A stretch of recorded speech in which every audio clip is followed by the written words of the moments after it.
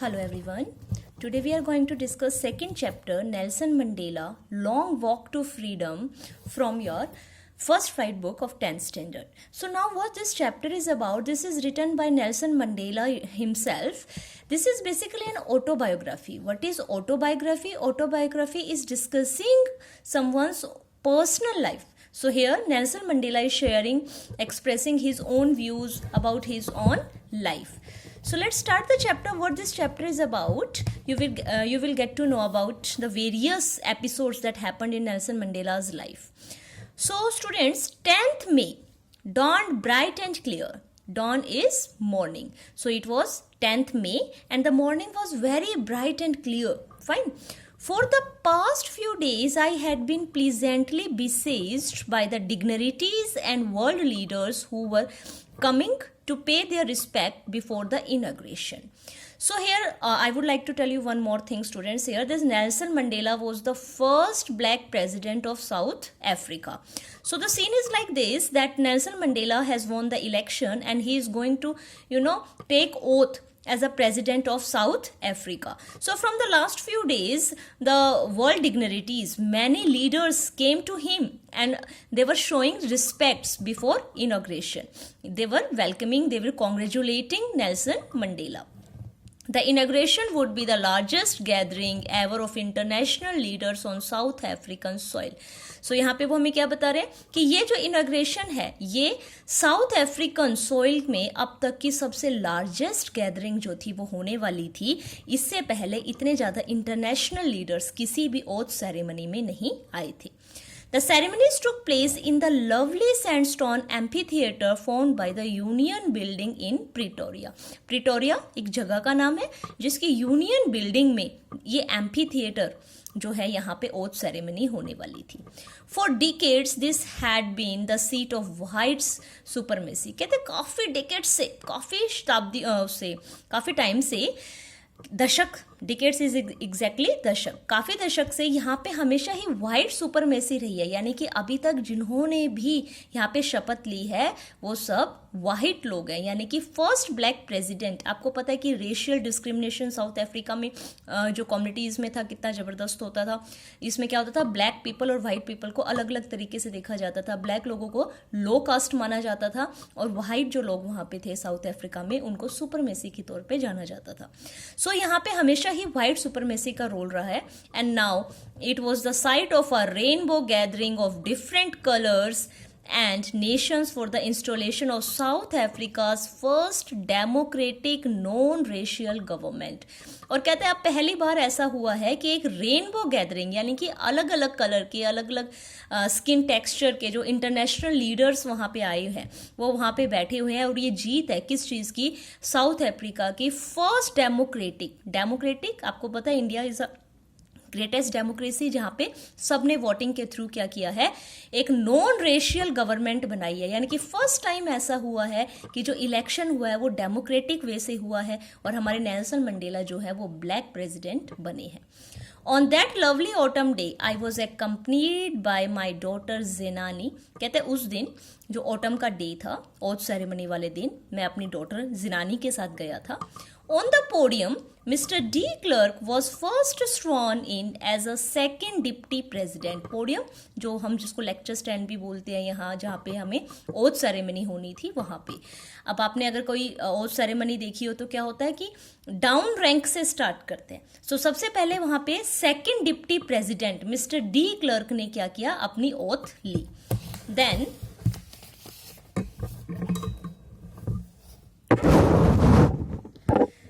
थैम्बो Mbeki was sworn in the first deputy president. जैसा मैंने आपको बताया रिवर्स में चला, पहले सेकंड डिप्टी प्रेसिडेंट ने शपथ ली, उसके बाद फर्स्ट ने ली. Then it was my turn और उसके बाद प्रेसिडेंट की टर्न आई जो हमारे नेल्सन मंडेला है. I pledge to obey and uphold the constitution and to devote my self to the well being of republic and its people. Republic here is South Africa. और कहते हैं कि मैंने pledge ली कि मैं ओबे करूंगा साउथ अफ्रीका के कॉन्स्टिट्यूशन का और लोगों को सर्व करूंगा. ये आप एक जर्नल ओथ सेरेमनी जो है आप एज्यूम यहाँ पे करके चल सकते हो. To the assemble guest and the watching world I said. और कहते हैं वहाँ पे जो असेंबल्ड गेस्ट थे, जो वहाँ पे इंटरनेशनल लीडर्स वहाँ पे एम्पी थिएटर में मौजूद थे, उनको एड्रेस करते हुए और उन लोगों को एड्रेस करते हुए जो पूरे वर्ल्ड से मुझे टीवी पे देख रहे थे, आई सेड, मैंने क्या कहा, these are the exact words जो उन्होंने अपनी ओथ सेरेमनी में बोले थे. Today, all of us do, by our presence here, confirm glory and hope to newborn liberty. तो कहते हैं आज हम अपनी प्रेजेंस में कंफर्म कर रहे हैं कि एक नई न्यू बॉर्न लिबर्टी जो साउथ अफ्रीका को मिली है, यानी कि पहली बार जो ब्लैक लोग हैं उनको रिस्पेक्ट मिली है, उनको सोसाइटी में वैल्यू मिली है. Out of experience of an extra ordinary human disaster. और कहता है ये जो रेशियल डिस्क्रिमिनेशन चलता था फेयर लोगों के बीच में और काले लोगों के बीच में, ये क्या था, एक ह्यूमन डिजास्टर था दैट लास्टेड टू लॉन्ग, जो काफी टाइम से चल रहा था. Must be born a society of which all humanity will be proud. और कहते हैं अब हमें एक ऐसी सोसाइटी बनानी चाहिए जहां पे हम सारी ह्यूमैनिटी को क्या हो, प्राउड फील हो, यानी कि कोई किसी को सप्रेस ना करे. We who were outlaws not so long ago have today been given the rare privilege to be on host to the nations of the world on our own soil. कहते हैं we यहाँ पे Nelson Mandela सारे black लोगों को बता रहा है, who were outlaws not so long ago, जो कुछ टाइम पहले ही क्या थे, गुलाम थे, have today been given the rare privilege. और आज हमें ये सौभाग्य, ये प्रिविलेज, ये इंपॉर्टेंस मिली है to be host to the nation of the world on our own soil, कि हम अपनी ही जमीन पे अपने ही नेशन को सर्व करें. We thank all of our distinguished international guests for having come to take possessions with the people of our country of what is after all a common victory of justice, for peace, for human dignity. और कहता है कि मैं यहाँ सबको thank बोल रहा हूँ जितने भी इंटरनेशनल गेस्ट यहाँ पे आए हैं, जो इस कॉमन विक्ट्री और जस्टिस का एक तरह से क्या बने हैं, गवाह बने हैं, इस प्रीशियस मौके पे यहाँ पे प्रेजेंट हैं. We have at last achieved our political emancipation. कहते हैं लास्ट, फाइनली, बहुत स्ट्रगल के बाद. बच्चे ऐसे नहीं है ना कि उनको बहुत इजीली प्रेसिडेंट की सीट मिल गई हो, नहीं, उन्होंने बहुत फाइट किया. जैसे इंडिया में फ्रीडम फाइटर्स थे, इसी तरीके से साउथ अफ्रीका में भी ब्लैक लोगों ने बहुत ज़्यादा अपने लॉज के लिए, अपने हक के लिए बहुत ज़्यादा फाइट की थी. और कहते हैं फाइनली हमें ये एक पॉलिटिकल इमेंसिपेशन मिल गया है. We pledge ourselves to liberate all our people from the continuing bondage of poverty, deprivation, suffering, gender and other discrimination. और कहता है we pledge ourselves, कहते हैं हम प्लेज लेते हैं कि हम लिबरेट करेंगे all our people, यानी कि सारे ब्लैक लोगों को, कि वो किससे दूर हो, जो ये पॉवर्टी से वो बंधे हुए हैं, डेप्रिवेशन से, सफरिंग्स से, genders and other discrimination. Never, never and never again shall it be that this beautiful land will again experience the oppression of one by another. और कहते हैं ऐसा कभी नहीं होगा, never never again, कि ये जो ब्यूटीफुल लैंड है, यानी कि साउथ अफ्रीका जो है, वो इस तरीके का कोई भी ऑपरेशन जो है वो फेस करेगी. The sun shall never set so glorious a human achievement. और कहता है कि ये जो सन जो राइज हुआ है किसका, डेमोक्रेसी का, इक्वेलिटी का, ये कभी भी डाउन नहीं होगा. लेट फ्रीडम रेन, फ्रीडम यहाँ पे राज करे. God bless Africa.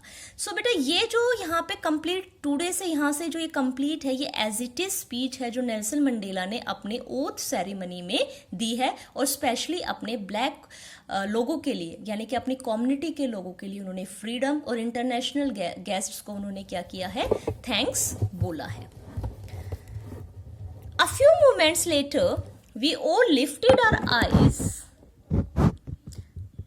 in the awe as a spectacular array of South African jets. हम 15 अगस्त इंडिपेंडेंस डे रिपब्लिक में देखते हैं कि जैसे ही स्पीच कंप्लीट होती है हमारे प्रेसिडेंट की, तो उसके बाद क्या होता है कि एयर में हमें अपनी जो एयर फोर्स होती है उनका बहुत ज़्यादा आपको स्टंट्स देखने को मिलते हैं. तो वहाँ पे भी साउथ अफ्रीकन जेट्स ने परफॉर्म किया.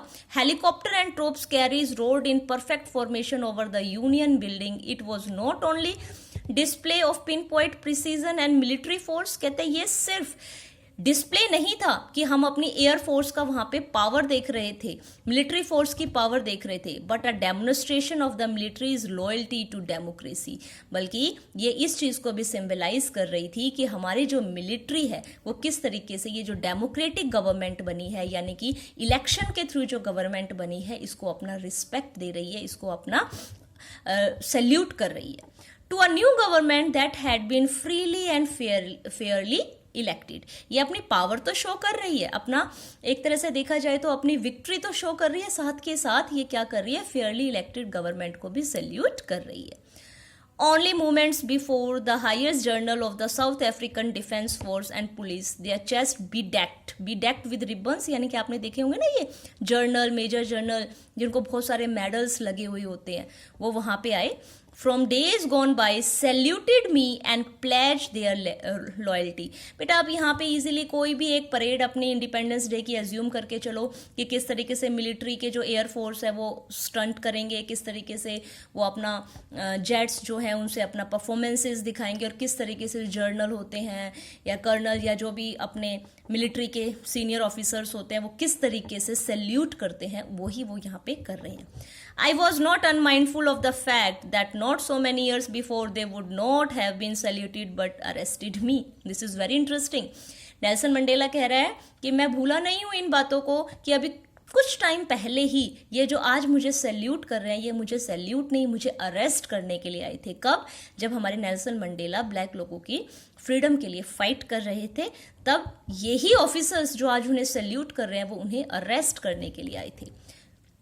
Finally, a chevron of impala lets left a smoke trail of the black, red, green, blue and gold of the new South African flag. अब क्या हुआ बेटा? अब जो जेट स्काई में जा रहे थे उन्होंने क्या किया, ब्लैक, रेड, ग्रीन, ब्लू इस तरीके का उन्होंने स्मोक, यानी कि जैसे हम अपना बनाते हैं ना इंडियन फ्लैग भी, इंडियन फ्लैग में saffron, green and white colour से स्काई में एक उनका फ्लैग बनाया जाता है, इसी तरीके से वो साउथ अफ्रीकन जेट्स ने साउथ अफ्रीकन फ्लैग वहाँ पे स्काई में बनाया, जो देखने में बहुत ही ज़्यादा ब्यूटीफुल था। So students just read this chapter up to here. So in next part 2 video we will discuss rest part of the chapter.